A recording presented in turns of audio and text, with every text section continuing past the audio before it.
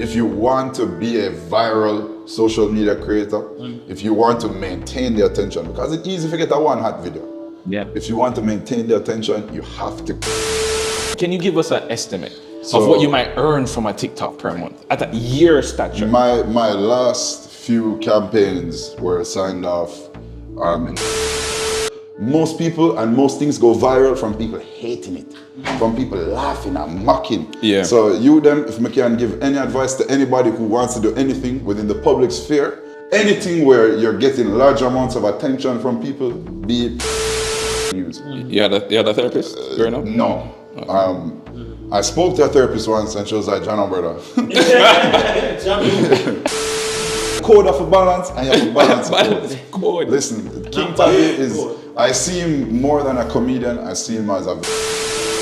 We're already united there, so uptown, downtown, we're extremely disappointed in the performance of the reggae bugs. What's going on? You're paid so much fucking money, you're paid so much money. And on a key party? Oh, Jesus. I can tell you that having the hill start in life, Hill start is crazy. Yeah, I start on the hill. While I try reach it, reach the hill, well, I start on the hill. My bread butter from in the bag.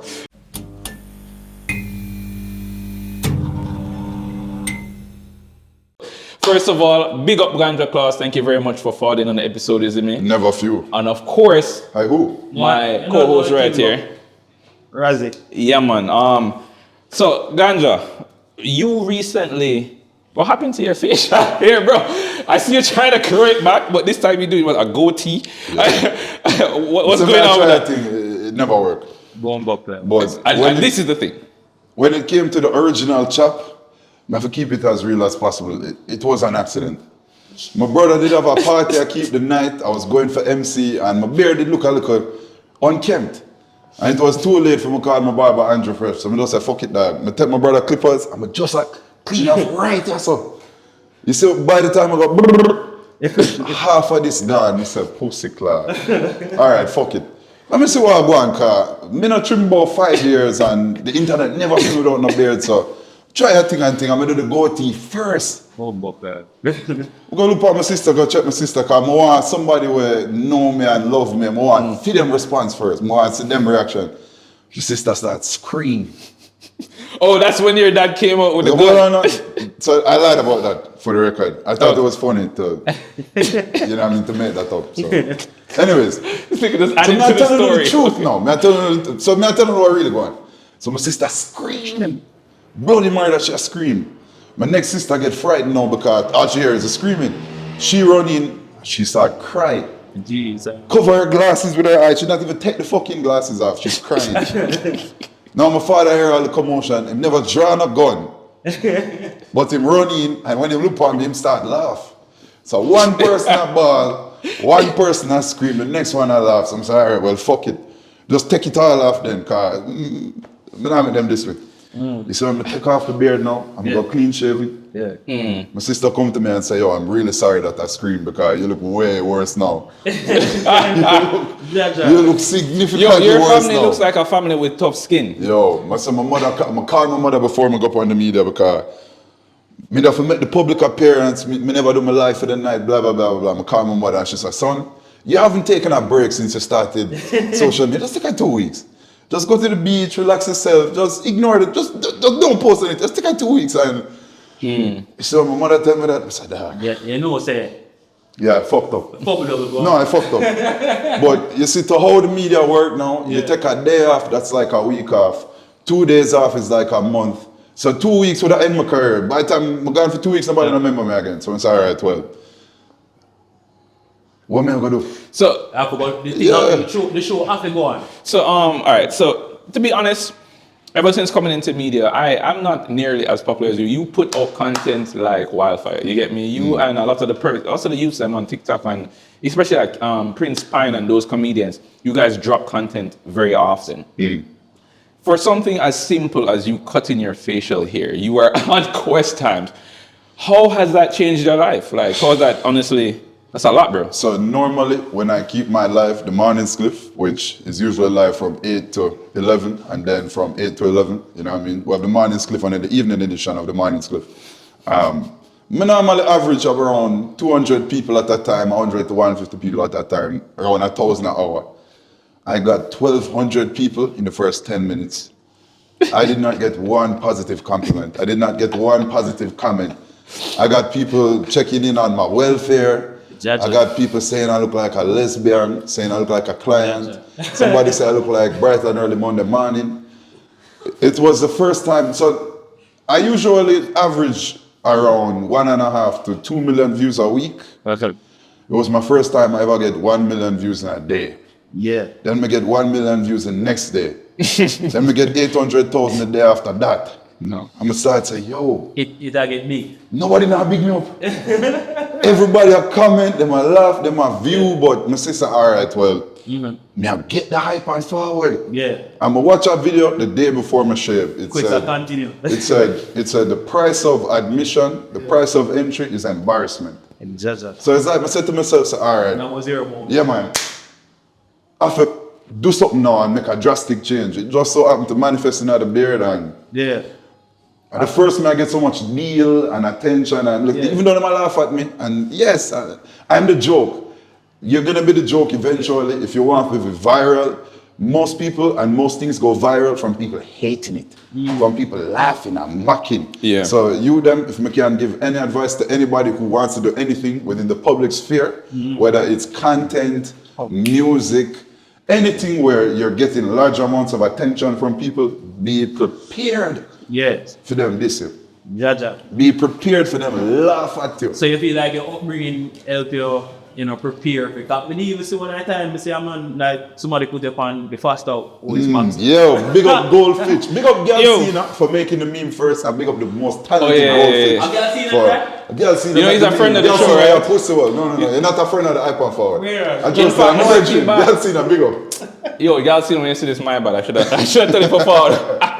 A good youth, man. But him met the meme and him put me on the Donald Sangster. He met that meme there too. But Goldfish brought it to life with her painting on the fast coat. I should not walk with it because she give me it. Yeah. Bro, it looked mad. Yeah, it did look. Tough. So since coming into more of like, all right, people know you now. If you shave your beard, bro, you're on social media and stuff like that. We soon, of course, talk about the negative side, like the beefs and all that kind of stuff. But like, what are some of the real negatives that you never expected from it?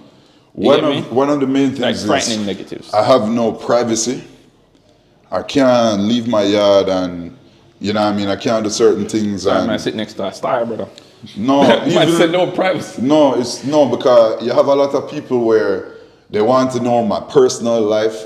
They're talking to my siblings about what's going on. Like, I really, that's one of the drawbacks. But to be honest, the positives are so positive that The I don't give a negatives just fuck. don't matter. The amount of girl. I always usually get girl. I have money, I'm tall, I'm not that ugly. But Yeah. Different level, like, woman, I look out for. where What's that? that? You're gonna try to buy you things now. No, Listen. but free, but Me not spend no money, not $1 for a woman from get famous. Brother, when they on media, I see one girl say, oh, you know, my husband, look come off at me. Me not spend $1 upon girl from me start get the attention. It's them all start tell lie to themselves. Me stop tell lie to woman. Jesus Christ. Me stop tell lie to I don't lie to girls.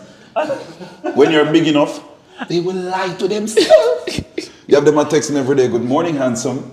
You know, how you doing? Blah, blah, blah, blah, blah. You say, oh God, bro, they will lie to themselves. And I'm sure you get into a lot of events free. I think that's what I like about being known. Whether you like me or hate me, because there's a lot of people that don't like me for some reason, that's cool.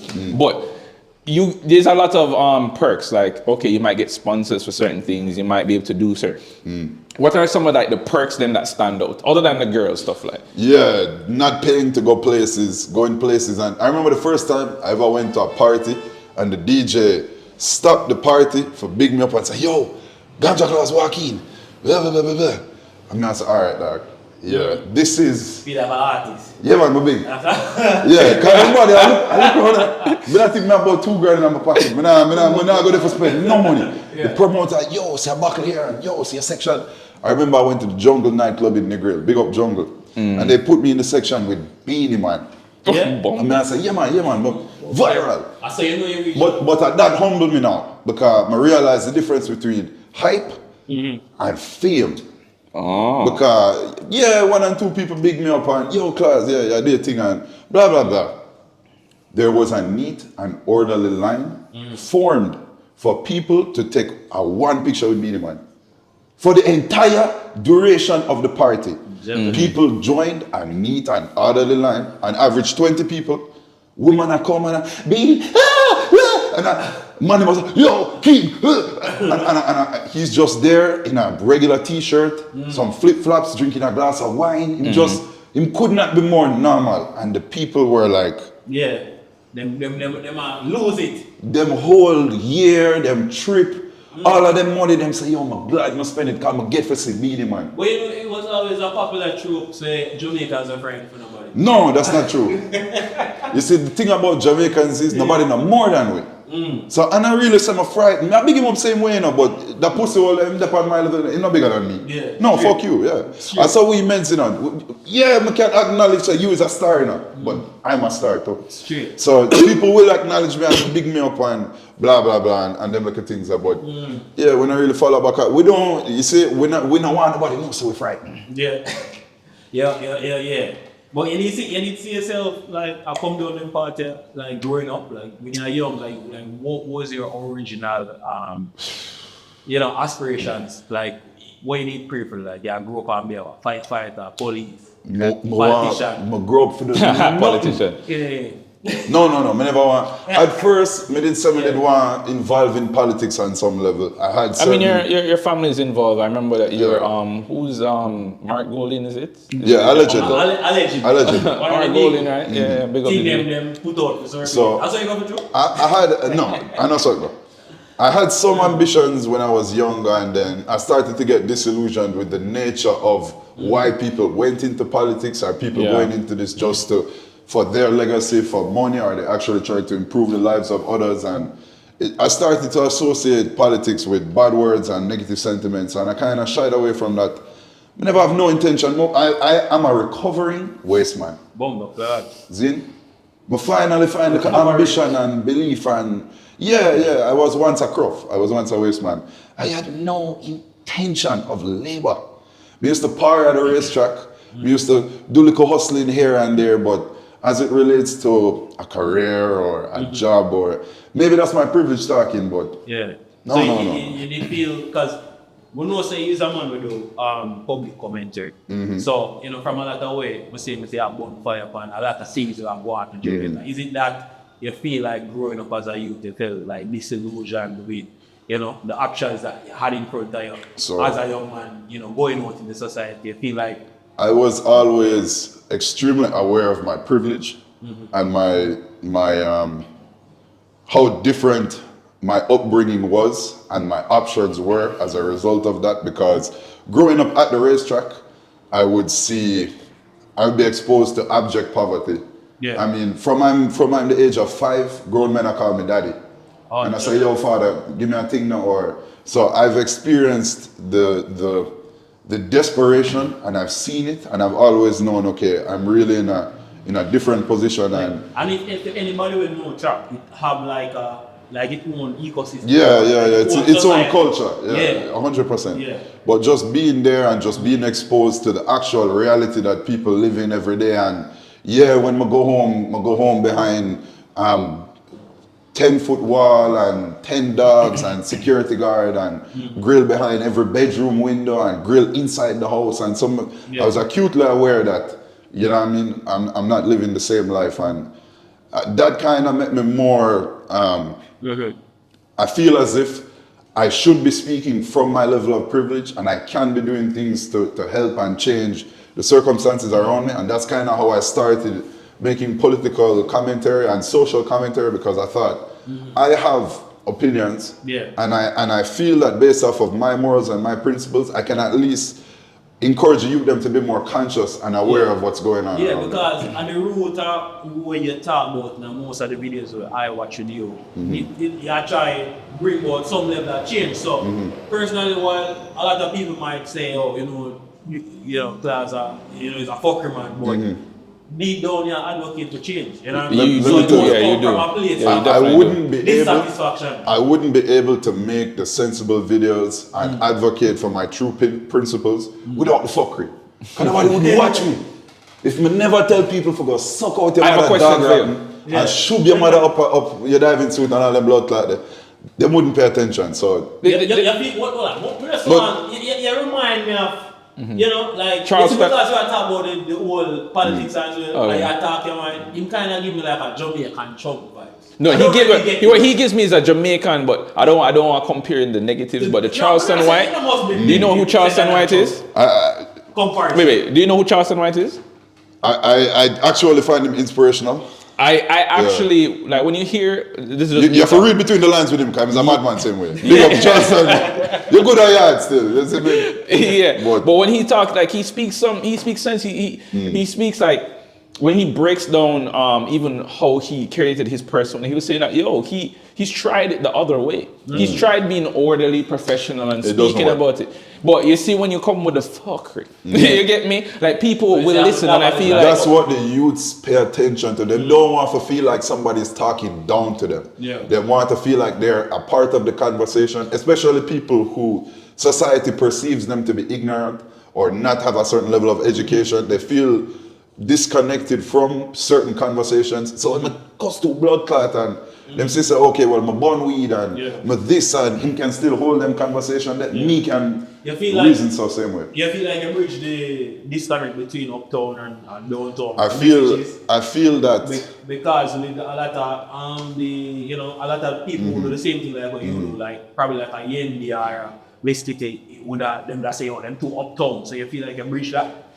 I feel that a lot of people just don't have exposure to talking to uptown people because I'm really not that different. I'm just not afraid No, you don't to seem talk. different to me. So you know what I mean, and I think that we build up these divides between people because we desperately want somebody to be different and why they must be doing something different than me or they must be living. People with money are people who have money. It don't really. You see me, I literally grew up with all of the members of the 21 families and I grow amongst, you know what I mean, certain levels as well. And children are all the same when you're youths. Some kids are pussy or some kids are spoiled, but some people I know from impoverished, my mother comes from a village named Lethe. So I know about rural settings as well. Some of them picking over there, so spoiled and pussy all the same way. Yeah. More than the uptown picking them. Yeah, see. So you understand, it's just a lot of people just don't have access to talking to people from other levels, so they feel like we're all different. And what may I tell you, see if you come at like the Polo Club or certain places where it's uptown and just go, well, you know, I'm not alone, you know, So it's you a feel perception that people negatively put out there. That's just not my experience. So you feel like alright, because what I pray for a lot of people in terms of the whole divide, they feel like say uptown people like people where people with money, not like people without money. You understand what I'm saying, man? So I mean, people for some reason they think I'm uptown. Like Yeah, because you speak English. No, and that's a funny thing. I grew up overseas, right? But when I grew up overseas, my mom used to say, we don't speak patois in this house. So I came out here not speaking patois. No, I never had the opportunity to do certain things. Like I couldn't take the bus when I came out here because where I came from was an island in Turks and Caicos. So basically, that island was a swamp. It had less than 100 people on it. Right, that's one of the islands that's there. I grew up on Provo too, but there was no buses on one of the islands. So when I came to Calabar and went to Ocherias High, it was hard for me to like really get in the system. I used to call my teachers madame and stuff like that. So anybody I'm sure the people them were vicious. Yo, you never take your money. I'm sure you get paid enough tax. I'm sure you paid enough tax.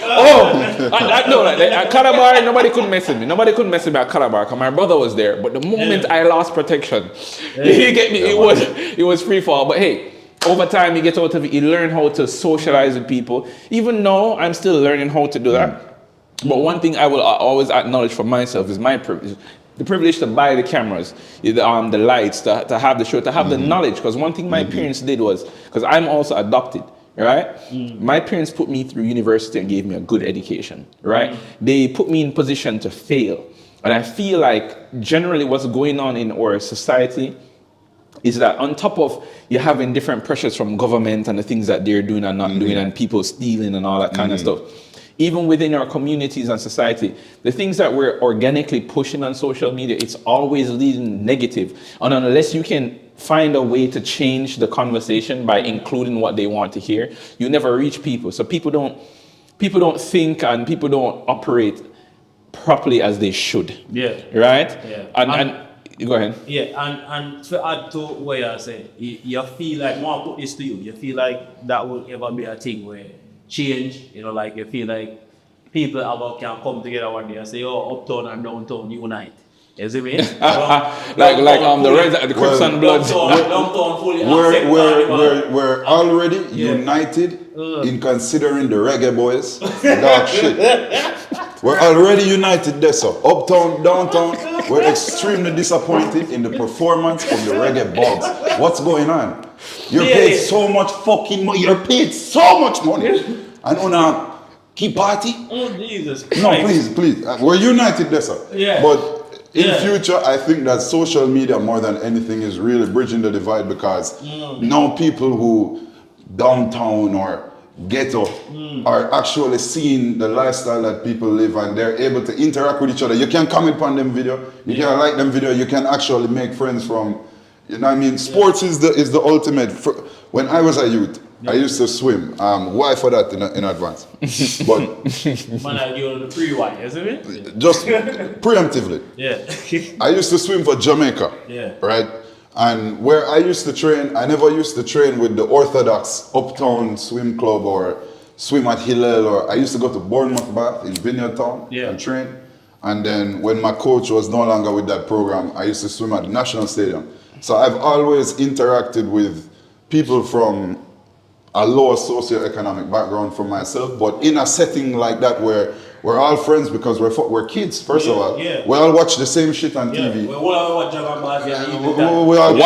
Why for that still put up? Preemptively. By the way, you remind me of Uptown Triple X. I feel like you and Triple X. Triple X to big up yourself, X. Yeah, he's been on the show, a friend to the show, big up Triple. Like, I feel like, because the last time he came on the show, so he was talking about, and something I also want to get into in terms of TikTok, how it has opened up Jamaica and opened up the ability to view who Jamaicans really are, because I feel like a lot of us were disconnected. I feel like TikTok has greatly, like, I get the chance to see people at the zinc fence on a day-to-day basis doing them thing. You get me? Like, I get the chance to actually see into those things. But I think one of the things that Triple X said on the last episode was, imagine that there is like an arena, like you're running track. The lines are normally staggered to give everybody the correct amount of distance to run on the track. But the track in life is different. There's some people that don't even start inside the arena, right? And being able to see people come from a different economic background, and we're taught different skills, like the skill to believe in yourself is a skill. You get me?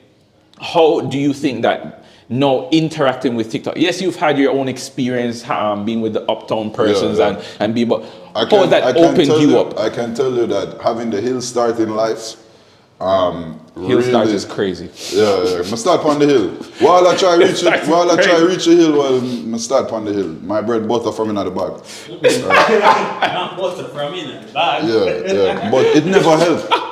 It didn't help me with social media. My daddy's money, I couldn't go and say, Daddy, I needed to buy me 1,000 followers. Daddy, they're mean to me. We couldn't go so and call my daddy, you see me? So we couldn't go so and call my daddy, you get me? So hey, you could call everybody, because that's a start. Everybody who does social media starts on the same level. And in fact, because the majority of Jamaicans don't relate to how I look, don't relate to how I sound, don't relate to the topics I talk about, don't relate to my personality, right? In terms of the perception, must start at a significant disadvantage in terms of just connecting to the, because people always say to me, like, are you a magician? How did you become the uptown voice of ghetto, like children, ghetto people look up to you? How the fuck did you, like, what did you do? Yeah. And I'm just a real person who's not afraid to tell if you go suck your mother.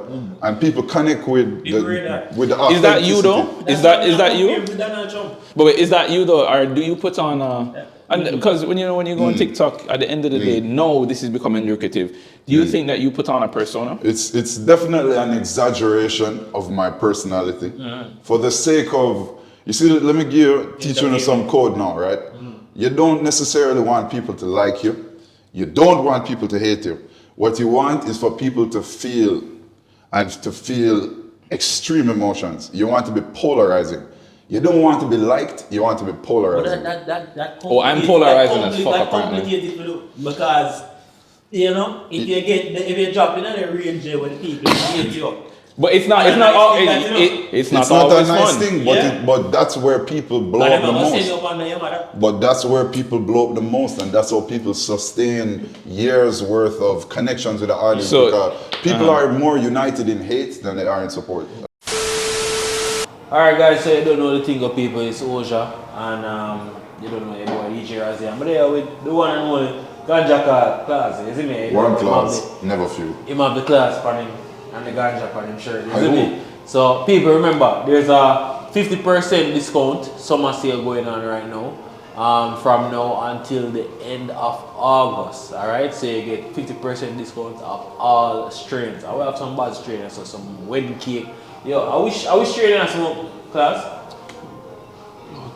It's so strong. I cannot even remember. I can't even remember. You see me? So if you want something where you know say, yeah, it go do it for do, come link with you. See me, we have a variety of strains and you don't know the thing about people. 50% discount for the summer until the end of August. Come give you a link. Oja, boom. And you don't know. It's the Vibe Check. All right, so let me ask you another question. So personally, you've been, of course, you've been getting more and more popular, and things affect us in different ways. So you might be going into events. Have you ever had any fear for your safety? Yeah, based on anything where you might have. You might be in a grocery store and somebody was like, "What do you mean, fuck this nigga?" From I was a youth, anytime I leave my yard, I used to live with a bodyguard. And then that's crazy. Yeah, and then we get to a certain size and thing, and you know, so fuck it, not really that necessary anymore. To be honest, I don't really fear things happening, although I'm acutely aware that things can happen. But I really believe when I hear time, and if you deal with people good, you know what I mean, people are gonna deal with you good. So I don't know, most of the issues I have with people are strictly for entertainment purposes. It was for I thought it was for entertainment, right? So if you see this and you feel a certain way, well, you make a video about it. Yeah. Right? Keep us out to that part of the video. I don't want any more trouble. Let's keep going viral, right? But in terms of real life, never. And I'm a big youth, you know, people kinda, I remember one time I stepped upon somebody Clark's I'm like, look wrong, Bex. And then him look up. I'm sorry, you're good, boss. Let's keep it going. So I mean, not really. But yeah, I have a bodyguard them same way. Yeah, no, me not run certain. Yeah, something like that. So all right, so on different social medias, right?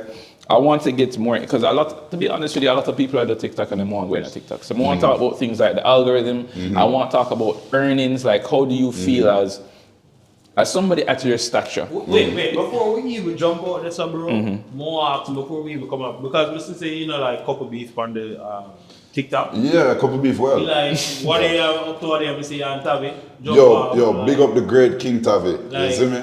You want King Tavi jump off? Yeah, but you see the thing about me, I always conflict with people, but I always resolve them. Cause even with such girl, we kick off, we resolve. Yeah. But I always, you know what I mean, me and King Tavi did have a little working dispute. Yeah. But you know what I mean, I recognize him and I consider him, I consider myself a fan of King Tavi. Yeah, first of all, really good. Right? I think I've been watching his videos from I was about 14. The latest one is crazy. I'm 27 now. The latest one is crazy. The Adam and Eve series. Yeah, crazy. Yo, if you don't balance the code of a balance, and you have to balance the Balance code. code. Listen, King Tavi is I see him more than a comedian. I see him as a very gifted screenwriter and somebody who's able to, you know what I mean, really craft not just a universe, but feelings and emotions and a true storyline. I mean, even his songs when writing. He's our generation's Oliver Samuel. He's our generation. It's just that he doesn't necessarily have the infrastructure to put it out there. But even so, he's doing it on his own. I think that personally, if he had the resources and knowledge, he could be the Tyler Perry of Jamaica. I would love to see somebody take a chance and take a risk on King Tavi. It's not going to be me. But I would love to see somebody take a chance and a risk on him. And honestly, I really want to big up King Tavi because I truly rate him. Isn't it? But it's like Arwell did I do some work with him or something. It's like Arwell brand did I do something, but maybe you say like you might have some like mental issue. Yeah. You really believe that, or was that just? I don't really want to speculate in relation to the issues that people are having because mental health is a real thing. Yeah. I mean, even though saying that, do you think such girl have a again because I don't want to. There's so many things I can knock somebody about without having to reach mental illness. So when it comes to them things, that kind of them put my gloves. I'm sorry, I can't leave that part there alone. Yeah. Enough things we can say about it before we reach a part there. Yeah. So I'm run through what we can say about it. Yeah. But you have commented on it though. You have commented on it. But even Pampute was here and she said that mental illness is a big thing that happens in the industry. Let me tell you, it's something that is not it takes a certain personality to want to be famous, and it takes a certain personality to actually work towards being famous. And then it takes another personality to put yourself out there, even at the risk of nobody fucking seeing it. So and going viral for negative shit. Tell about it. Like, how does that affect you? Because you're in front of all these people, mentally. You're in front of all of them people. They interact with, as I would say, thousands of people every day. I think does that affect you, like who you are? Does it change you? Like, does feel? It definitely does. It definitely changes you. It definitely changes you. It definitely changes it, especially if you're somebody who never received any attention in real life before. Whether it is positive or negative, whether you have no experience with attention, it will definitely change who you are as a person. I've always been lucky to have an extremely high self-esteem. And any issues that I've gotten, in terms of depression, and I kind of worked out a lot of my traumas before I became a social media person and before my entire personal life became subject of the news. You had a therapist growing up? No. I spoke to a therapist once and she was like, John, brother. You forgot to work out the one day. Continue. But you really have to be you really have to be able to separate who you are as a person and be extremely aware of how you view yourself, because the way that people view you and the way that you view yourself, the distortion there is where a lot of people start to lose it. Yeah, and I'm more asking about that as well. Good thing you said. Like disconnect. Like, how do you disconnect? Like, where you are, get in touch with who you are. The most amazing thing. How do you disconnect from social media? The most amazing thing about social media is you can come off of the app. You can press close tab. You can swipe up. You can put your phone on mute. You can go up and put your phone down. You can not look. So certain times when I feel like I do too much, or them see me too much, or I say too much, I just put my phone on mute. I go to the racetrack. I par with the horse. Them link up my brethren and play some dominoes, or play some tennis, or I'm uptown. Tennis, yes. Or pickleball. I'm going to look at the club and do the tennis and subscription. We'll continue. I'll look at things there, but the most beautiful thing is that you can't just switch off. It doesn't have to encompass all aspects of your life. And I feel a lot of people, they're not able to really separate the fact that it ends when you just turn it off. You just, you know what I mean? It's really not that deep. And even as it relates to, yes, people come up to me in real life and, Yes, people hail me, they want to take picture and thing, and you know, but this couple people, well, and sometimes them even confront me, and like, hey, pussy, hold on. But we always talk and we just, you know what I mean, we always can reason it out because it's the phone. For 99% of humanity, it's a distraction. It's something to take you away from the stress of life. You don't put any effort, you're just seeing something to try and feel better. Yeah. You know what I mean? So would you feel like it improve life? Like you social media, we could just put it on a a holistic scale. You feel like all social things, media improve like all humanity things, as a whole. Like all things, there's positives and negatives. I think the positives of being able to communicate with the entire world at a moment's notice, and being able to express yourself clearly, show your surroundings, show what's going on with your life, and find people that are like-minded and have the same values and principles. Like from the start of social media, I talked to girls in France, I talked to girls in Australia, I talked to girls in South America, I talked to girls in South Africa, and I've befriended like more people from parts of the world where I think to myself, how the fuck you even know, how you can even see me? Hi, who? You know what I mean? And you know what I mean? I make a lot of connections and friends with people where I would never expect to. So the negatives are there. Yeah. You know what I mean? The biggest negative to me is the fact that if you want to be a viral social media creator, if you want to maintain the attention, because it's easy to get a one hot video. If you want to maintain the attention, you have to keep going. And it's an everyday thing. The racetrack prepared me for that because work at the track is every day. And all of the holidays are major race days. So from my working life, I'm used to not having a day off, not having any vacation. If I take 3 days off, I miss 3 weeks. So I'm used to that mentality of it's not even work anymore, it's just a lifestyle that you lead. So it's easy for me to shoot out content, but when it comes to like certain people where they're like skits and things that are based on certain talent and them have to sit down and them have to, I don't know how to do it and I don't advise anybody to try it. My thing is so simple, bro. I read a tweet, I read a headline, I read a little more about it, I talk. You know what I mean? I just comment and give my opinion on what's going on and what I see happening. You can easily do that all day long. All right, so what I want to do is, we've heard a lot about your life and how you feel about things. I want to jump into another part of our conversation now. So a lot of persons, they want to get on TikTok. They want to become popular. And I feel like the game is not necessarily hard, but because everybody is capping, you get me? Like it's very hard for you to get honest and true information because I can shoot my own show because I own my own stuff. How did I get my stuff? Did I start from ground zero or did my rich uncle give me some money to do it? And then even when I sit in front of a camera, okay, I have on cool glasses, but am I making money from just doing this? Or was I born into privilege?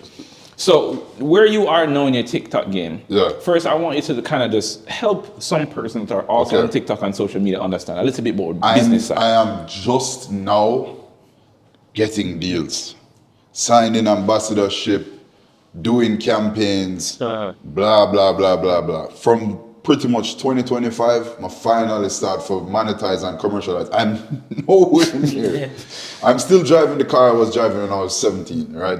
That don't say nothing because you did rich from 17. Okay. Don't say that. All right. Yeah. But all I'm gonna drive. Okay. Is that? It was probably when it was 17. It was 2017. The car was probably 2017. No, it's actually 2004. But I crashed about 5 cars in the space of, you know what I mean? Not crash car. Yeah. Anyways, you know what I mean? Yeah. That's Fast and Furious class. No. But more bad lucky. No, we get in a tree. Bad accident when we nearly dead. Where them broke the red light and hit into me. A policeman hit me one time. No. A policeman hit you? Yeah, off duty, speeding one morning, and me nearly dead. Them flipped the Swift mash up and that one they did actually, I did afraid for drive for months after because I did really fuck me up. Yeah. Sorry to hear about that still. Yeah, no, I'm glad. I'm well lucky. But as it relates to like the money now, the business, let's talk about money. Finally start to monetize my TikTok to a certain extent. This was my first big contract. Big up Rumfire every time. The strongest while I'm on the market. Listen, people, just a cap. No, I'm telling you. Save your money. Save your money. Save your liver. You only need just a cap. No, the other little rum them and thing, I cannot speak towards their quality or their strength. When you drink a boom special or some sort of special, sorry, boom, we don't have a deal. Some sort of special, right? You might put in a double serving, all right? You just a cap. Right, big up Rumfire. Anyways. Rumfire? That was saying the invite, see? That was one of my first. That's one of my first. I like how you're thinking there, my boy. Yeah, we need a part of that. That was one of my first big deal where, you know, I managed to convince my family to take a chance on me and to believe in the audience I've cultivated and thing. And yeah. But as to anybody aspiring to the social media, I've been viral. I've been making viral videos since 2021. Right, I've been making viral videos. So you've been a commit to doing the work. It's been about 4 years of having, not necessarily being a viral person or being a well-known or well-liked person, but I've been making viral videos for over 4 years, and only now, finally, I get a look in. All right, wait, Roger, one second. Go through. All right, so. Here's how we can do it. The last time I tried to do this, I went viral and people called me and said I was trying to do XYZ, right? No, the position I hold in real life, just like how I might call myself privy or whatever, you get me? My real life job is in production, right? So I know what people are actually making because I'm part of I'm doing the hiring. I have my own company. I work for myself. You get me? So I don't know if you're comfortable, but I want to get into some. I'm not good. You don't have to tell me exactly, but I want to get into some real figures because people that are watching, bro, the non-answer is not helping them. Yeah. When me buy my SUV, it wasn't because me did have a 3 viral video. Prince Mine come last time and them say, yo, the first viral video now gonna make you money. And I keep trying to let people understand that because a lot of the influencers, them see when we get the car, them see when we get all these other stuff, and they feel like, okay, this is what they need to do to fit into all that kind of stuff. So to get into real numbers, what for Ganja 1clauze at this point in his career, how would you say TikTok performing? Can you give us an estimate of what you might earn from a TikTok per month at a year stature? My last few campaigns were signed off in the low 6-figure deal, and those were 2 of them were a month-long campaigns. One was for 3 videos. I signed off on another advert for low 6 figures again for 1 video. But the truth is that it took me about 3 years because I pretty much started getting deals 2024, early 2024. But it took me 3 years of viral videos, building a sustained account. I remember I went for my first ever contract with a big, well-known company. I'm not going to say who because I want to do another deal with them, right? Yeah. But I approached them for 10 videos for $1 million for the 10 videos. Yeah. At the time, in 2023, I had 500,000 viewers a month, but I had a high engagement rate and it was straight Jamaicans and it fit the target demographic for the company and blah, blah, blah, blah, blah. They came back and said, okay, we'll do 250. Now, I don't know if it was my ego. I don't know if it was me preserving the value that I felt my brand deserved, but I immediately said no. I asked for this number and I didn't come to negotiate with you. I said this is the cost and the value of the services I'm providing based off my engagement. So no, thank you. And we didn't go forward with that deal. I was able to do that because of my daddy's money and because, you know what I mean? I'm comfortable in certain ways. A lot of content creators are not, and they are relying on this as a source of as a stable source of income. And they can't tell the company no, right? Because 25,000 for 1 video or 250 for 1 contract, that's still a big food. That's almost 3 times the average salary of a Jamaican. Yeah, what's the average salary? Like 70,000 right now or something like that? Minimum wage is 60,000. The average salary is around 100. Okay. So that's stats. It's a significant number to reject. I was able to reject it because of, you know what I mean, the circumstances I had in life. But it was that mentality of not dropping my value or my perceived value, which has given me the leverage to be able to charge more than that now. Right? But especially when you accept the deals early, yes, it gives you a foothold in the industry. Yes, you're finally starting to earn money, but it's really hard for you to then tell them, okay, I know you paid me 15 grand, but it's not 50. Yes, because It's hard for you because you're dealing with the same people. All right, so what I want to, and maybe it's helpful if I just provide the information and then ask you like the parts that maybe I might not know from your perspective. No, when you're going to talent agencies and different things, so part of what I do in real life is sometimes I might have to source talent. So like we do an advertisement for a company and we need to source just background cast talent or actual influencers. You have regular talent agencies that for $40,000 you can get a professional talent, and even for $40,000, it's like a regular person. They're just aesthetically pleasing. But then you have different times where you want influencers. Now the thing with influencers is that influencers you can, depending on who they are and what they agree to, they're just regular people trying to, go around the industry and understand their value, which is what you were speaking to. So there's chances you could get an influencer for $15,000 because he doesn't know his value. He's not able to negotiate with a lot of these persons, right? And I'm talking about some of these big influencers that you're thinking. Some persons see influencers and think that they're making $200,000 for a deal or $100,000 when sometimes they're starting out and until like, for example, you get a digital deal that propels you and then you're able to properly negotiate. People have a trouble like understanding how to even get into that part. Getting agents and so forth. What I want to ask you is you have always been well connected, but you are now gaining this internet fame. Some would say that it might be easy for you to make those connections. So for the person that's at home, that's at a worse disadvantage to you, how was that part? Let me be as brutally honest as I possibly can. My connections did not help me at the start of me monetizing my social media account. Not only was I aware that my name was being called in certain meetings because marketing agents would say, if you just changed up this part or if you just did this differently, I would get a call from the CEO of said business and I'd say, Uncle, what going on? And I say, boy, call the name again, but next time so it didn't help. When I finally rebranded from Ganja Clause to 1clauze, it made a significant impact in the,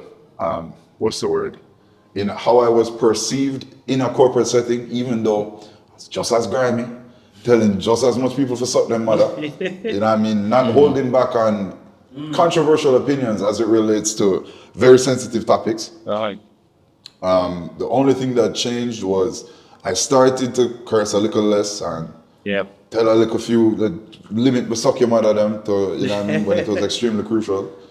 And finally them start for little, but really what did the difference was just the sustained numbers.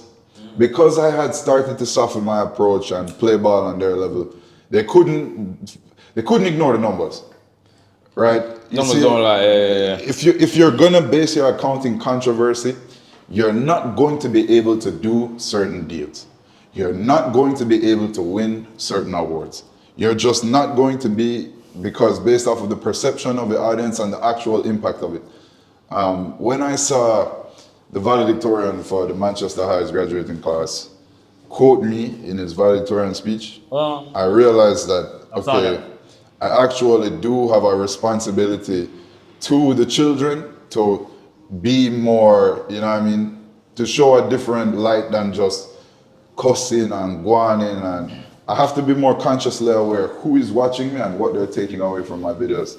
So yes, have the little stuff now and again to make everybody else watch, but I think as it relates to when you reach a certain level and you get a certain audience, especially the type of audience you do have a responsibility to, put out conscious content, and even if you're going to be a social responsibility person, yeah, I feel anybody who has a certain level and a certain audience, people don't watch what you say, they don't listen to what you say, they watch your actions. And especially when kids see people behave in a certain way and living a certain lifestyle and being rewarded for it on TikTok, you can't tell them go to school all them want, right? Them say a man with no education I push a fat X.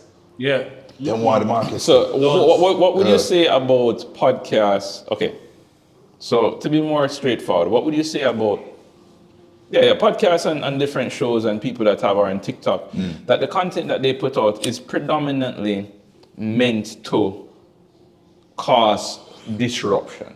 You get me? Like it's meant to get that negativity. Like that lead into the You can make you can have your cake, but can't eat it. You'll get the money, you'll get certain attention, and you'll be able to sustain an account online, but you know what I mean, certain levels of respect and certain opportunities, and just the way people, because the truth is, like, your reputation is your legacy. Your reputation is all that truly matters at the end of the day, and that's how people perceive your impact and what you've done, right? If it's all toxic, you know what I mean, it's gonna be toxic. You have to find the balance, you know what I mean? And that's where we want to big up Jeffrey to an extent, because he's known for toxic talk. Yeah. That's what puts him out there more. But him trying best for balance it with the let's be honest, and him trying best for show, you know what I mean, him have different perspective to him personality. And I want to say big up to Jordan. Wait, I want to say big up to Jordan. Yeah. Jordan, my Regent still, isn't me? I love the fact that he's over there. Isn't me? Yeah, I see. They're having some very decent conversations. I like the conversations they're having. And from Jordan, isn't me? I'm very excited that he can add his input to things. You think the meeting with Jeffrey get unfair?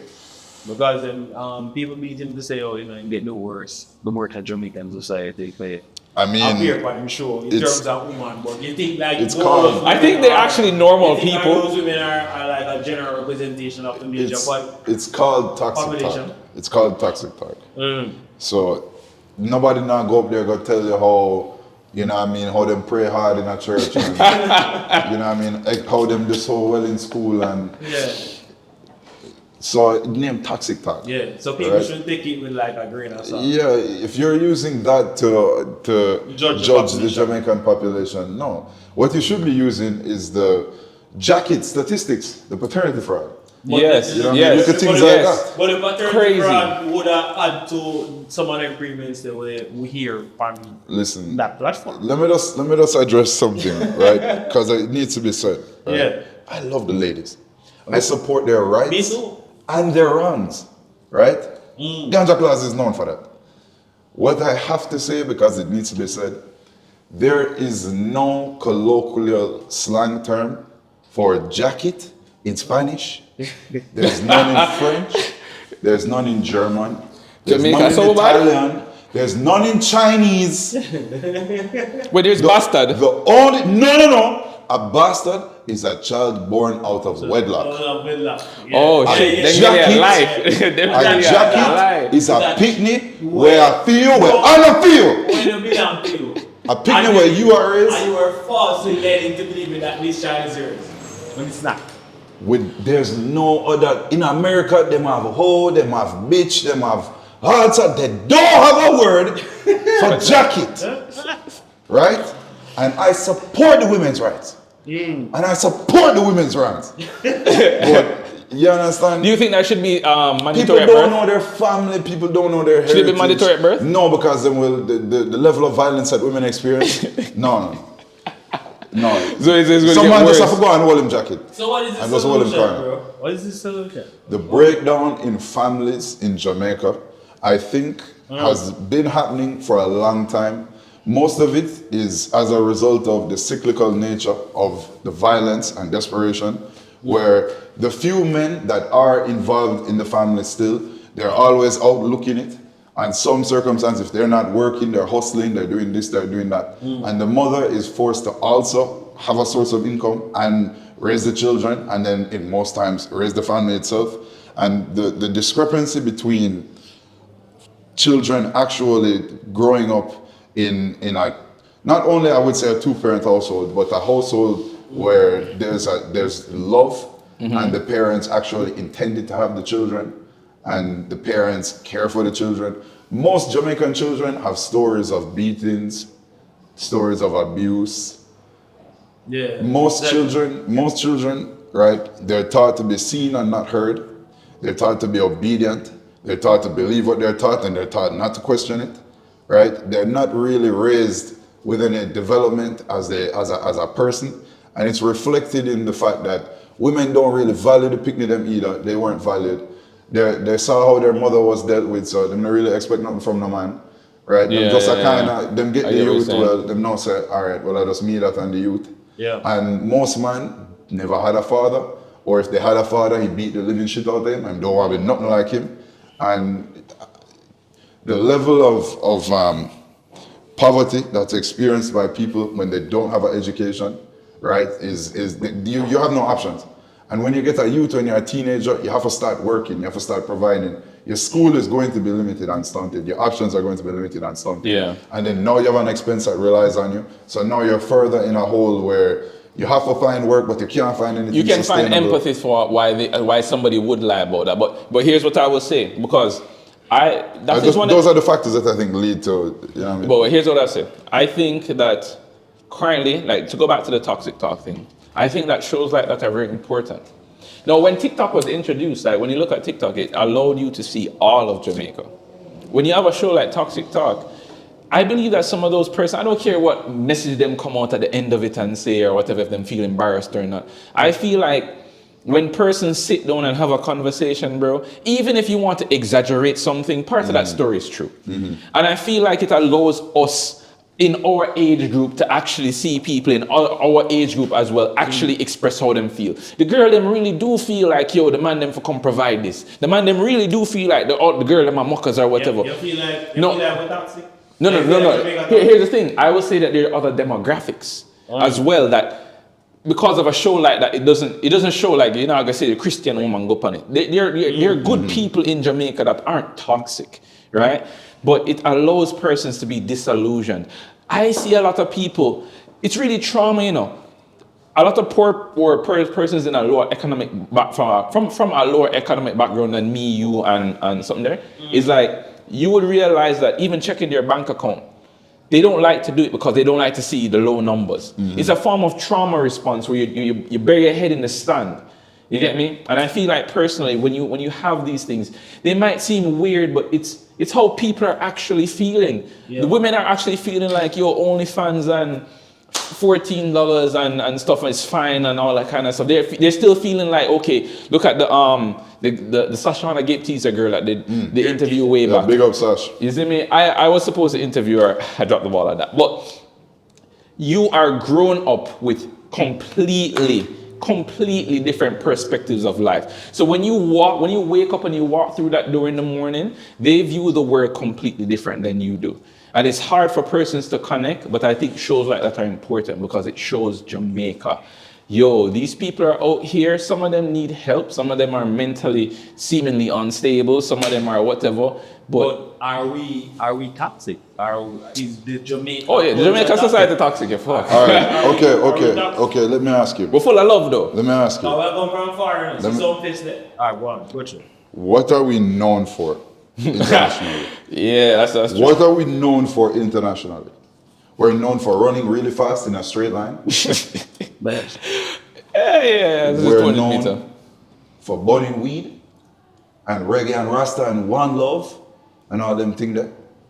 We're known for some of the grimiest music, whining and daggering in public settings. It's pretty much, no, what I saw the other day at Jamaica's carnival, that's not the culture.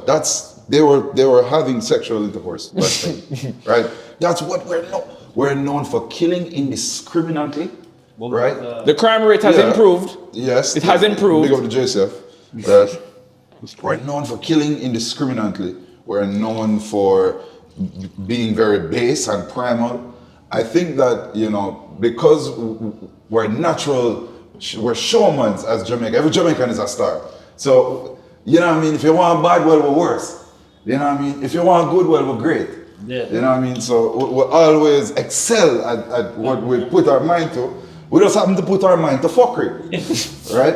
We're very fuckery. And we're very entertaining. We really do things based off of instinct and natural talent, and with, you know, we'll come back with Talawa. I think that if we put our minds to more intellectual pursuits, constructive, critical. If we tried to, then we could have.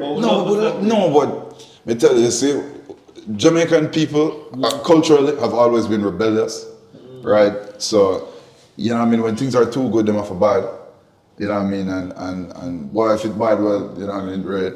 The Jamaicans always, you know what I mean? So, We don't want to put it down in politics, but you feel like, are you feel like it's reflected that, like, because we're other leaders and said, you know, these are the best time in our history to be a Jamaican in terms of, you know, money we are making, you know, the average person will make the average money and so on and so forth. You believe in that? Like, this is the best time? Because unemployment is at its, I think, one of its lowest. But Triple X made a good point about you might be employed, but how much you're getting paid. But yeah, continue. I think that 2025 for all humans is the best time. For all humans, not just Jamaica. In terms of it's crazy. the access that we have to technology, the access that we have to health, the access that we have to certain opportunities to change our lives. A lot of generations did not have. We have access to all recorded history as long as you know the right words to type in. ChatGPT. Right here, right? So we do live in the best time. Now, as it relates to politics and where we are politically speaking, I think that no, I think that a few Jamaicans have benefited a lot, and I think that when you look at how it relates to especially rural Jamaicans and their quality of life, it's not particularly improved. When you look at the price of housing and how it constantly increases, I see scheme houses in areas where less than 5 years ago, it would have been 25 million. It's now 35 million. Yeah. Wages have not risen to match the cost of goods, the cost of chicken, the cost of energy, the cost of water. Yeah. Jamaicans pay so much in terms of energy prices that we cannot actually have factories or certain level of development. People cannot afford AC in them yard. Most Jamaicans do not have an AC unit in them yard. They cannot afford basic AC.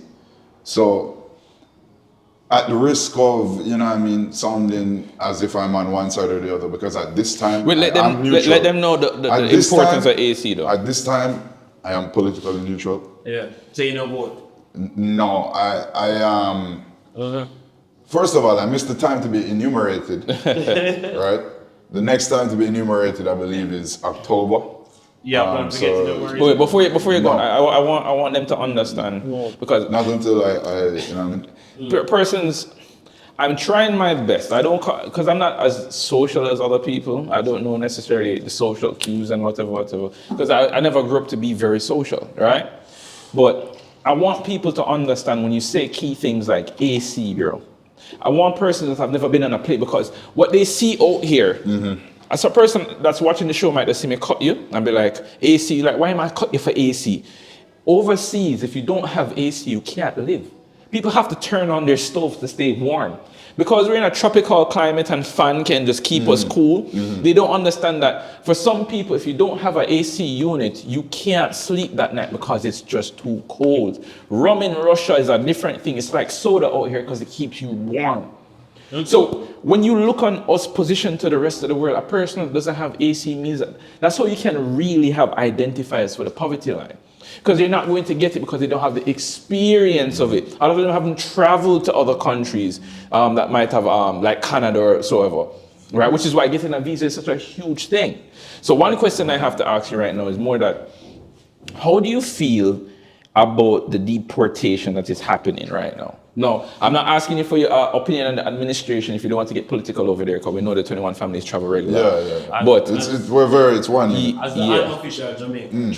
Yeah. How do you feel about the deportation? My humble opinion, before you continue, my humble opinion is it is a legal thing that is going on, and because it's been going on for so long, to try and fix the problem is like you're trying to open an old wound and like carve it out. Well, it's like a festering wound. The deportations as it relates to Jamaica and the people who are being deported to Jamaica, a lot of these people have never been to Jamaica. They don't know their Jamaican family. They don't have any Jamaican friends. Oh. They don't speak patois, they don't understand patois. Maybe the father who abandoned their mother was a yard man. You know how that goes, Yeah. right? And they are now being deported to Jamaica. How are they going to establish themselves? How are they going to find a job? How are they? It's already so hard for people with connections in Jamaica and people born in Jamaica and have established relationships in Jamaica. Excuse me. So when people are being deported here with no connections, and especially you're now an ex-con, so you don't really have the best reputation, and you probably don't have the best education either. Some people wanted in a mobile get locked up by ice and things. Yeah. Big up whichever company. Yes, remove the labels out here. Yeah. You know, you guys can sponsor us, right? You might put, I promise it will go to promotion. But yeah. I'm good. Yeah. I think it's very irresponsible that we would accept some of these deportations. And I think that especially in one of the most recent tragedies that we had, which people always forget because they just keep happening, I believe the guy was deported here, right? So we have situations where a lot of tragedies, both in terms of the quality of life of the people and in terms of crimes that may occur, could be avoided. I don't think anybody should be punished for trying to better their life. Yeah. Especially, nobody who's really jumping the border is doing it because, they want to go have fun or go spend some money in Miami or go chill out for the weekend or, go to Target. They're going because they're escaping something, and they're going because the risk of not making it or the risk of dying is better than staying where they are. So I believe everybody should have the right to seek happiness and to improve their lives. I think that the entire concept was based on immigration and going there and becoming something of yourself. I only hope that now with their stricter immigration laws, it means that more educated Jamaicans are more incentivized to stay in Jamaica, because we experience a brain drain rate that is the last crazy. the second highest rate in the world, second to Somalia, where 86% of Jamaicans with a tertiary degree have already migrated from Jamaica for work. Yeah. 86%. I see that on read an article, and I'm not surprised. Even our athletes can't afford to stay here. I remember that gentleman did an interview and he was asked, the athlete, I think it was he was jumper, I don't remember, sorry. But when he was asked about it, he pretty much said that at the end of the day, after track, I have a life. Yeah. And if I want to take care of XYZ and XYZ, these are the things I have to do. Which is why I want persons when the typical way for a person that is not as privileged, that is trying to come up, is either music, sports, you get me, or drugs. Now, media is a very, I won't say it's a new avenue, but it's now a new accessible avenue. Before, if you wanted to go into anything media, it would have to be music. It would have to be something like comedy or something abstract. But no, all of these even more abstract things are now coming to light, and you can basically make money off anything. So it's just content creator is the term. So when persons are now trying to be a content creator, I want them to understand that you can start from a cell phone. The same way how you can hop on your life, there's a lot of persons that are watching you and seeing, as you said, that there's different type of persons that go into who you are. The person that's willing to see the risk and attempt it. The person that was willing to sit down and make sure that them look a certain way. A person that was even willing to go out and look for brand deals. You had to be a businessman, you had to be a content creator, you had to be an influencer all in one. You had to be an entrepreneur. But I want them to understand you can start from a cell phone. You don't have to start from big like cinema cameras and stuff like that, like what we have. That's because of other things in life as well. But do you think that it is still attainable nowadays to be a content creator and thrive off of it? For the person that want to do this for their 9 to 5, is it feasible in Jamaica? You said Jamaica might be a bit back in terms of certain things, but is it feasible? I'm going to attempt to be as honest as I possibly can. And this is not to discourage anybody who has ambitions to earn money from content creation, but the closest thing I can compare content creation to and influencing and developing an online brand on social media is mountain climbing without a harness. Every day you take a small step forward, and the higher that you are, you can try to climb up again, but you're gonna be broke up when you drop. And every time you make a step, you either go up or you fall completely down. And you're judged off of the last video that you do. If you want to be successful and if you want to maintain virality, you have to post every day. You have to post different types of content while staying within the same niche and giving people something that they can grow accustomed to seeing, even though you have to be different. Because if it's not different, they're gonna say you're repetitive, it's stale, you're gonna lose the small audience that you develop and you're gonna develop a negative audience, because there's two audiences that you can create. There's people who rate you and support you and like you. That's the small audience. The bigger audience that comes with actually going viral is people laughing, mocking, people forming community with other people to make fun of you. Wow. The amount of people who have gone viral making memes, jokes, blah, blah, blah, blah, blah, about not even me, but about certain circumstances or people in certain situations. Entire careers are formed from people making one funny joke at somebody's expense, right? And that's the audience that actually is profitable. And it's incredibly hard to sustain, one, as a person with your mental health and your self-image and your self-esteem, but also people become bored very quickly. And if you're not constantly pivoting and changing and improving, you're not going to maintain. And one thing I can say to anybody, you have to have an exit plan. Yes. You have to have something you're building it towards. If you're doing social media, if you're doing influencing, if you're doing content creation, if virality is your source of income, and that's your only plan to just do that, you've already lost, and it's not gonna last much longer. You're decaying. You've already hit the thing and you're going down. You have to have a firm exit plan that you're building your identity towards. I really want to ask you about the mental aspect of it.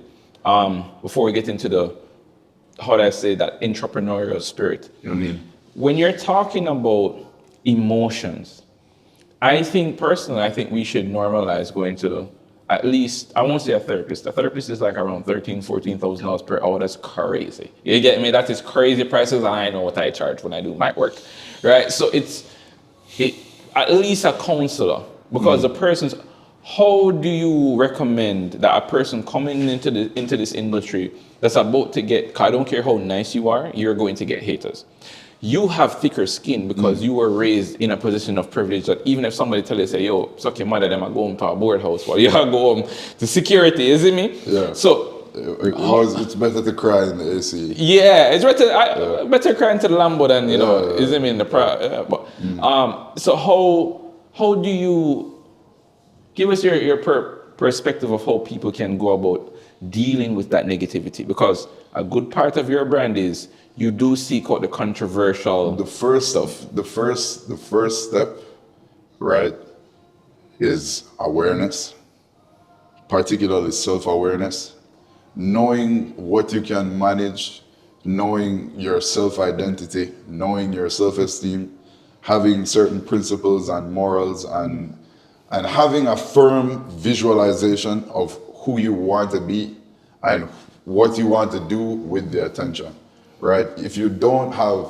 a concrete self-image, and it sounds very simple to say and cliche to say, but if you don't have a firm self-image and you allow your personal self-image to be shaped by the audience, by the viewers, by the numbers that you generate, the numbers go up and down and are really up and then really down. And then I remember the first month I had with 1 million views. I didn't have another month with 1 million views for another 3 months. Then I had 4 million views. Wow. Then I had 5 million views. Then I had 8 million views. Then I had 7 million views. Then it went down to 4. Then it went down to 5. And then so far this month I'm at 6. but It it's, fluctuates. and then 1 week I'll have 900,000 views, 1 week I'll have 600,000 views, the next week is 2 million. Okay. And you know, it's, Yeah. if you base your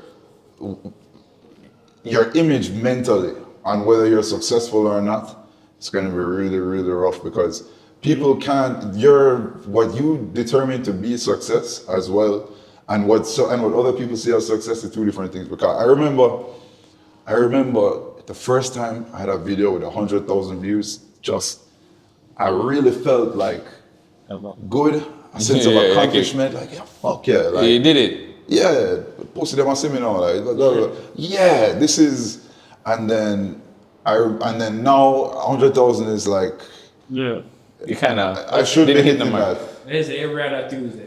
You could post a picture of your dog and hit that. That's fine. Yeah. 100,000 in one day. I mean, like, yeah, that's I remember the first 100,000 a week, the first 100,000 a month. Yeah. And then it hit a certain number, and then it no longer felt like an accomplishment. It just felt like, this is my target. I either hit it or I don't hit it. I hit it, I feel a sense of relief. I don't hit it, there's more pressure again. And didn't care about million views. Didn't care about million views a month. The 100 million view number did make me feel, you know what I mean? Ambitious. Yeah, I felt good, and I was like, okay, if I've hit 100 million views, right? Have I peaked? Can I still continue? I see the numbers are still trending upwards, so I think, all right, well, if I've hit that, then I should be looking for 1 billion. Because what the fuck, I hit that, and that means I can.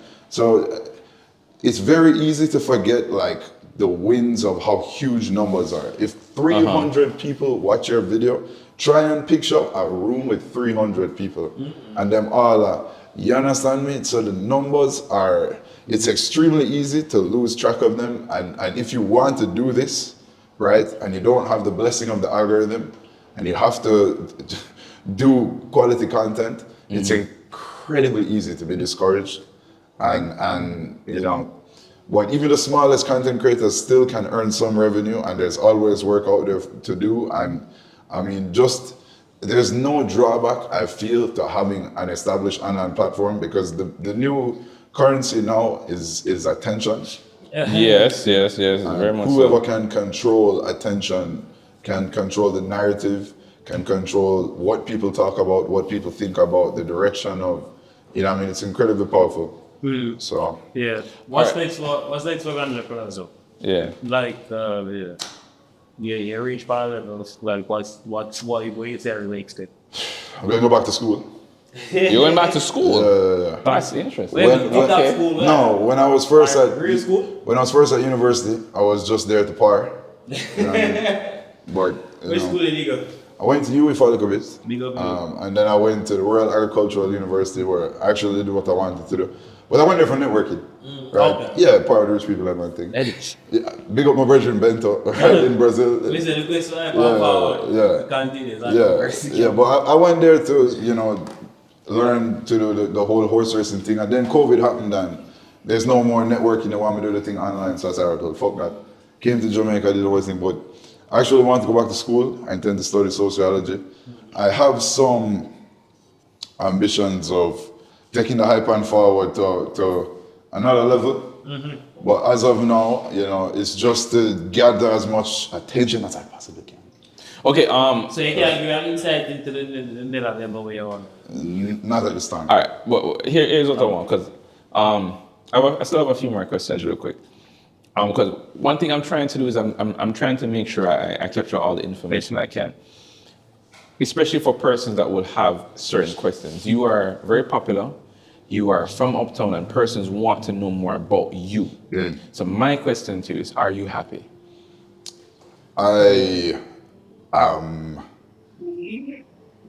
To say happy, I more equate happy with like a state that is a very temporary, fleeting state that's based off of something that you have to do to generate it. But on a spliff, I feel happy. Yeah. Go out the river and feel happy. Yeah. You know what I mean? My team score a goal and I feel happy. Yeah. Am I naturally happy? I wouldn't say that I'm sitting down and my state is, I'm happy. It's always bliss. No. Is that humanly possible? No, and I think it's not fair to yourself to chase that state of mind. You should associate that as a result and a reward. And you know what I mean? What I do feel on a day-to-day basis, I feel extremely driven and I'm very excited, you know what I mean, for the next day to come and for more shit to do.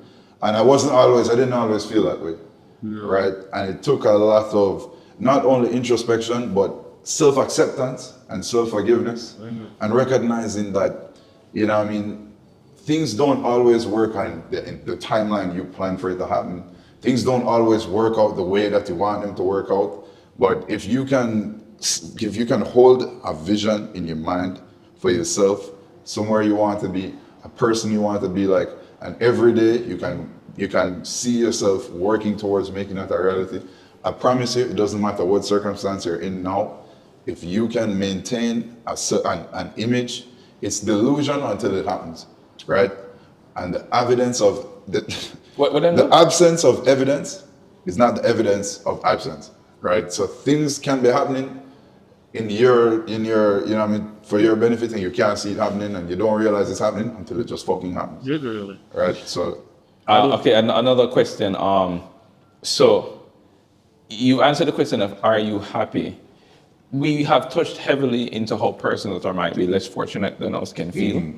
I want to talk about persons real quick. I want the persons that are within your group that I've started to achieve like, you know, a bit of success and everything like that. I want them to understand, like, from your point of privilege and from your point of perspective on the world, how do you personally feel when it comes on to things like social issues? Do you think like it is the responsibility of people at your level to take on a lot of the issues going on in the world? Because a lot of people see persons with money and they're just there's immediate hatred, there's immediate discontent with that person because they feel like because you have it, it's your responsibility to help out the less fortunate. Do you believe that since you are more privileged and really and truly the consumers of the things that, regardless of what business you're in, that give you the wealth that your family has achieved, has been the majority of the population that isn't necessarily, you get me? It's driven by the persons that aren't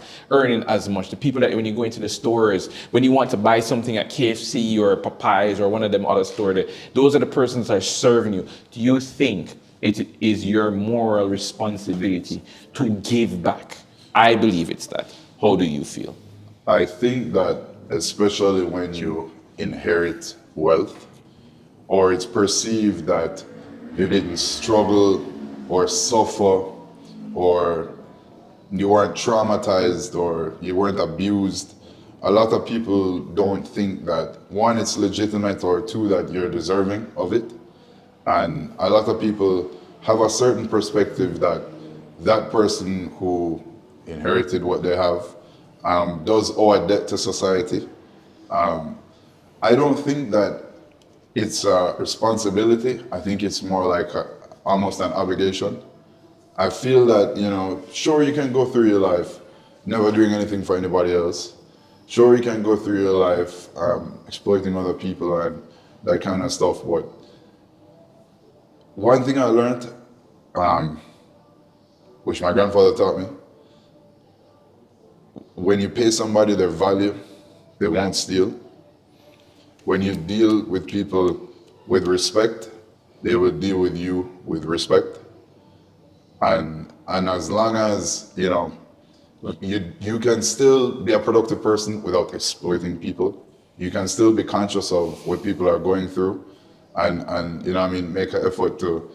There's a charity I'm involved in right now called Goals for Growth. We're trying to raise money to donate some sports equipment to the SOS Children's Home in Stony Hill. We're also buying recreational equipment, a swing set, benches. We're gonna buy some football goals, and we're putting on a fun day on August 16th. So that's some fundraising I'm doing. That's not really out of a sense of I have some debt to society I must pay, or some guilt I experience from my family, or it's because I feel that I'm put in a position where I've been blessed. You can. And I'm so lucky that, you know, exactly, it doesn't make sense not to. It really doesn't make, it takes so little for me to make such a profound impact on other people's lives. So, you know, I feel obliged to do it. I don't feel I'm responsible to do it. And I, you know what I mean? But I think it's really hard to have empathy for people and be acutely aware of the fact that, you know what I mean? What did I do in my mother's belly better than what that other person did? Yeah, what did I do in my past life? I didn't do anything. It was random. You just won the lottery that you didn't even enter. It's crazy. So, you know what I mean? It's like, you know what I mean? You're kind of a pussy out if you just can see people suffering and you don't recognize, like, you know what I mean? I really love it. Imagine me feeling adopted. Existential. I used to, for pre. Like, do you have survivor's remorse? Because, for example, no matter what somebody might say, like in the comment sections, people are they have a lot of, they're very vicious to me, you get me? Just generally because I'm not socially aware of a lot of things. Because I'm just not that person. I didn't have in grade 5, there were 2 people in my grade 5. So grade 5 and grade 6 were joined together on the island. We had maybe like 7 people in that class in total, right? So I was growing in as, I didn't know what certain things were. To get shows, I had to put a tape into, I had to carry it to a person with a satellite on the island. Then we had it was like a cassette tape, and we used to rewatch things because we didn't have TV on the island. We didn't have cable on the island, right? So my socialization is completely different. But I want persons to be more open to learning how different the perspectives on lives are. We might be talking, you might be from an uptown Jamaican scene, I might be from a foreign scene, but you have people living in Canada that need the AC to live. So it's part of their living standards. You might have people in Africa, people in Dubai. And that's why when I see some people react to certain things online or try to imitate a lifestyle, they see me with a camera, or they see somebody else with a car or something, and they immediately try to jump and get that. Social media is so fake, and I feel like we don't actually talk about how we feel. And to be honest, I believe that there's a part where you might highlight things, but you feed into the drama, like even with such girl, you feeding into the drama. Even if somebody's asking for it and you're delivering what they're asking for, sometimes people don't even know what they're asking for. And I think that we on social media need to be a little bit more kind to one another. Because the truth is, if you're happier side, you might have to tell me, or I just won't pick up on the social cues. Do you think that Jamaica in itself has any outlet for persons to kind of understand how it feels to heal a mental wound? Jamaicans are extremely rough. And when we show love, we show tough love. We're not very empathetic. We're not very understanding. If you're overweight, your nickname is Bigs. If you're of a certain complexion, your nickname is Blacks. If you're tall, that's true too. If you're tall, them not really like big up people, so they're not that's a tall man. But if you're short down, and they give you every little name for, you know what I mean, what a short person could be. Then big up, but then put you down. They highlight your biggest insecurity, and they refer to you as the thing they talk about you every time they call your name, right? And they highlight the deepest insecurity. So we have a really rough society where, especially as it relates to what we refer to as being mentally ill, you're mad or you're not mad. And you're mad if you stop bathing, if you start walking on the road aimlessly. You're not walking to a direction. You're not walking for the sake of walking for a purpose. You're just walking aimlessly. Roaming. You're roaming, right? And then the third thing is when you start talking to yourself.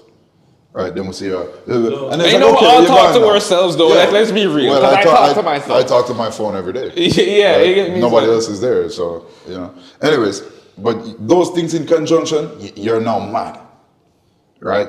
And once you're mad in Jamaica, you can't really unmad. I've never seen anybody successfully go from mad to unmad. I've never seen anybody in terms of how they're viewed by their peers, how they're considered by society. Yeah. And that's why a lot of people keep the issues that they struggle with and their mental illness fights extremely personal.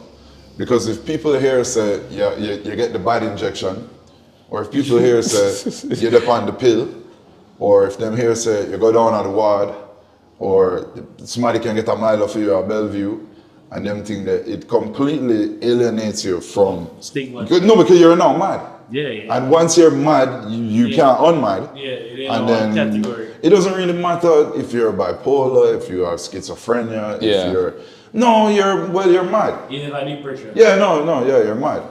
Yeah. All right. So and there's something I have to say, and I hate to cut you off, but this is a topic I have to mention, particularly as it relates to the ganja smokers, right? Speak to our community. Speak to us. Yes. Right? I'm gonna ask a question to these two people, but I'm asking everybody at home this as well.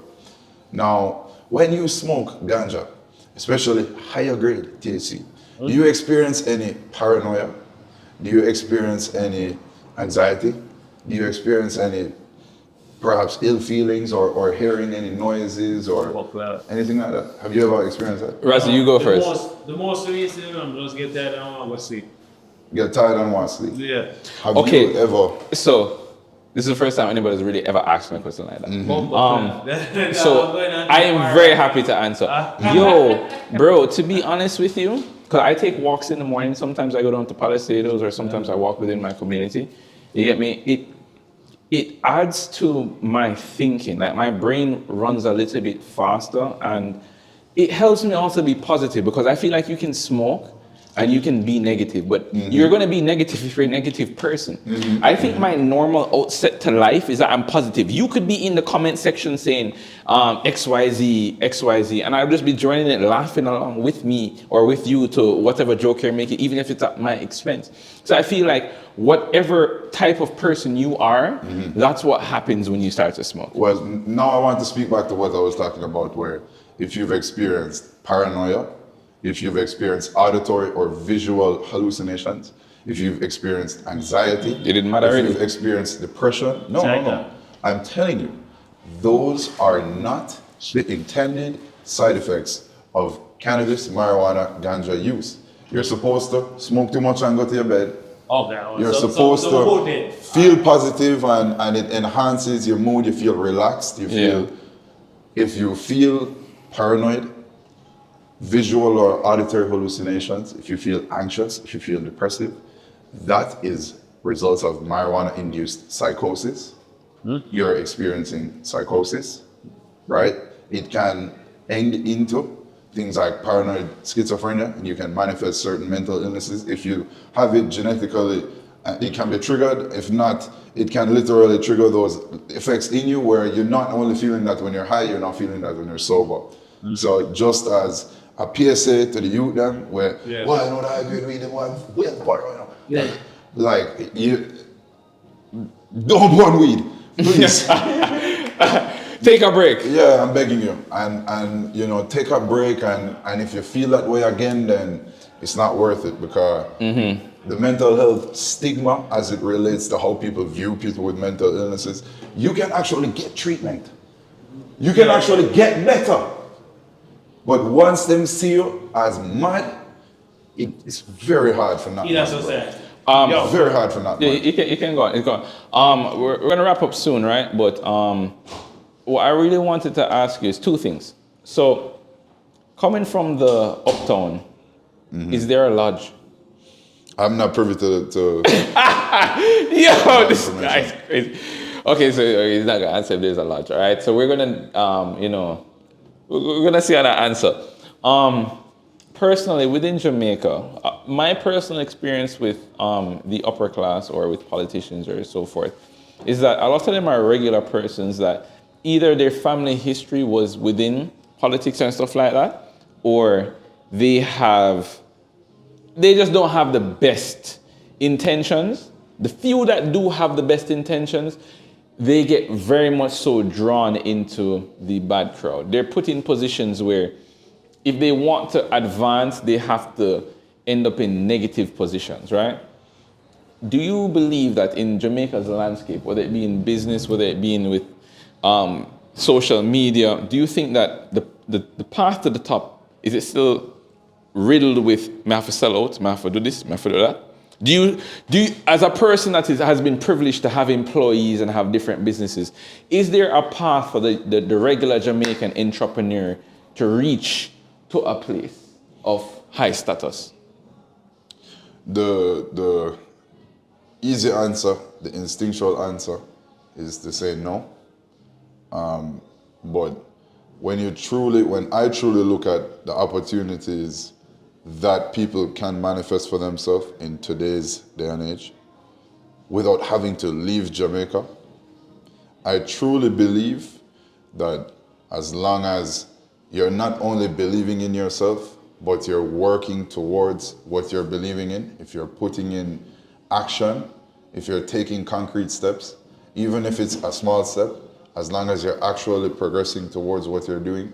I've seen people who have worked from my family become electricians, did work for my family for a certain amount of time. They were able to migrate and then start an electrical company in Canada, where now them kids go into the same type of schools I went to.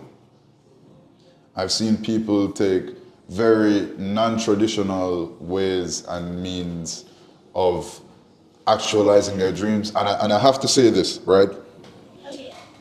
The idea that you have to be an artist or a baller or a scammer or a gunman or a drug dealer for make it out is one of the tricks that they use to keep people in a constant state of desperation and hopelessness, which perpetuates the cycle of violence in Jamaica, right? I'll never forget a quote that I read from Shaquille O'Neal talking about where he lived in Miami.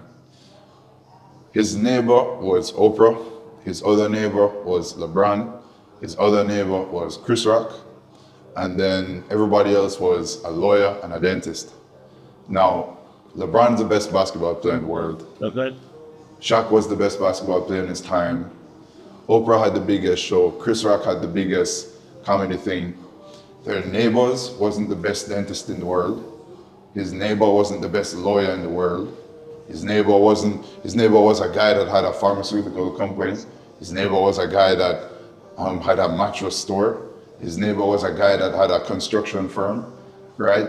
You don't have to be the greatest ever athlete, the greatest ever entertainer, the greatest ever drug smuggler for live.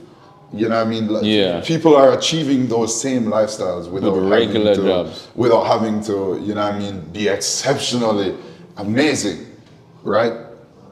So, one of the main problems that we have in Jamaica, while we cannot truly have lasting political change, especially even sociological change within how people and how the youth view themselves, is the lack of value we put on life.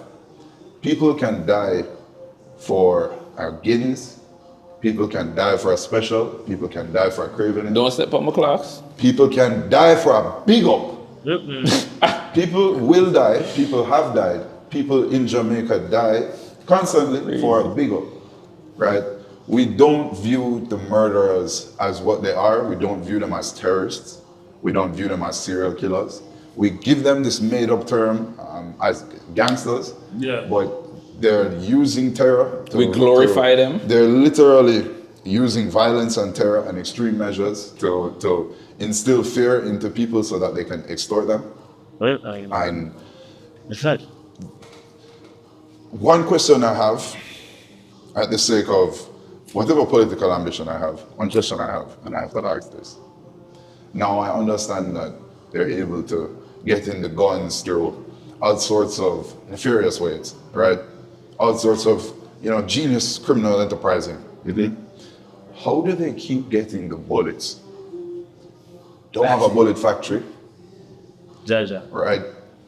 The countries around us don't really have bullet factories. How do they keep getting the bullets?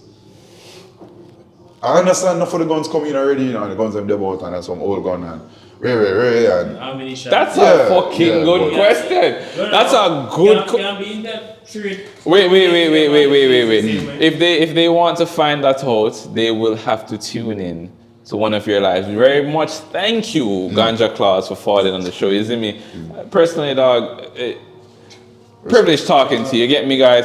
Make sure you like and follow us. My co-host Razzie, I am privy. Yeah, man. Bro, before we cut, I just want to say, at the end of the day, to you and to the Jamaican people, understand that people are different. People come from very different backgrounds. People have different level of social skills and are able to connect to persons and all that kind of stuff. But just know, say, yo, life out there is very real. I don't want for some young girl them feel like they need to go up on the show and I talk about XYZ and I live XYZ kind of life. You can be a good person and make it yaks to talk about it. You have so many different people that are out there making money legitimately. You don't have to scam. You don't have to do this, bro. And the uptown is not necessarily against you. No matter which division of life you go, you're going to always have people that want to rob, steal, kill. But you can make it the right way. And the difference is, you see, when you make it the right way, you make it long. Before we go put it, me ask that question, like, this like a general question, but I'm like what you talk about, you know, make it the right way and all that. Like, you date a only fan girl. God, that's such a random fucking ending question, but go ahead. That's a random ending question, but go ahead. Before we go, brother. Yeah?